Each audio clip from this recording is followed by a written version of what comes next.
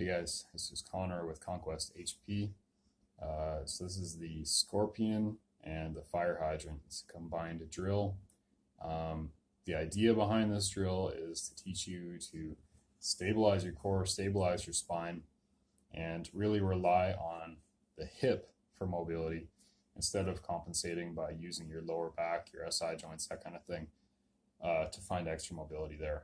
So a lot of the time the hips will stiffen up, or the muscles around the hips will stiffen up, and people end up doing their rotation, doing their bending through the lower back, through the spine, and that can cause a lot of problems long term, and it's not the best thing for force production or performance, or for your glutes or your core anyways. So you want to learn to control your movement using your core, and then enhance your movement or display more mobility by using your hip instead. So to set up this drill, just hang out in quadruped, so that means hand beneath shoulder, knees beneath hips. From here, I want your core to stay flexed the entire time, so you don't have to think about activate your core or anything. You can either just think about stiffening it, like someone's going to hit you in the stomach, or you can think about drawing it in. So the draw in means my lower back stays where it is, but I try to pull my belly button toward my spine kind of as hard as I can without my low back moving. So I'm not doing this to try to get my core active. The spine can stay in the same place, and then pull. There we go. Pull belly button toward the spine. So either one, whichever you feel a better core contraction with, use that one. So once I have that core contraction, I'm going to keep it the whole time. And then from this position, upper body is going to stay in the exact same position. I'm going to lift one knee. So I've got my left knee coming off the floor a little, just half an inch off the floor. And then I'm going to take that knee straight up into the side as far as I can go, as though it's on a track, with my other knee straight up into the side. And watch my low back while I do this, okay?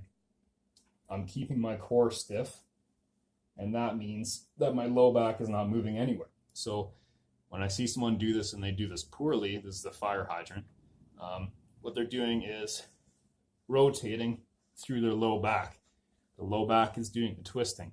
We don't want that to happen. There's a lot of extra wear and tear that goes on when you do that.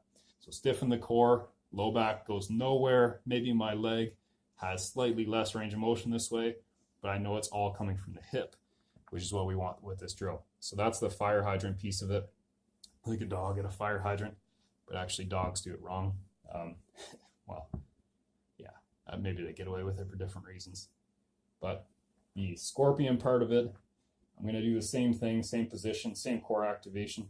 Lift one leg just slightly off the ground, and then I'm going to pull that knee up toward my chest as far as I can. And then I'm going to lift that knee with a bent leg up as high as I can behind me.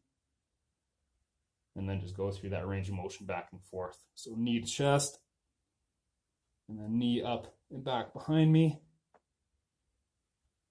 But again, spine is not moving anywhere. We don't want the spine accomplishing the mobility piece. It should be the stable part here. So if you go through this range of motion and you're curling your low back, and then you're extending your low back, this is going to lead to a lot of wear and tear. It's going to lead to a lot of low back tension, most likely, and potentially pain down the road. So let's not play that game. Keep the low back stable. Keep the core tense the entire time. Just go through as full a range of motion as you have available to you without the low back going anywhere. And again, keep that leg moving as though it's on a track. So really basic moves. Most people will struggle with these though. So if you find that you feel like you're not good at it, you don't have the skill to really control the movement, that's okay. That's how the majority of people will be.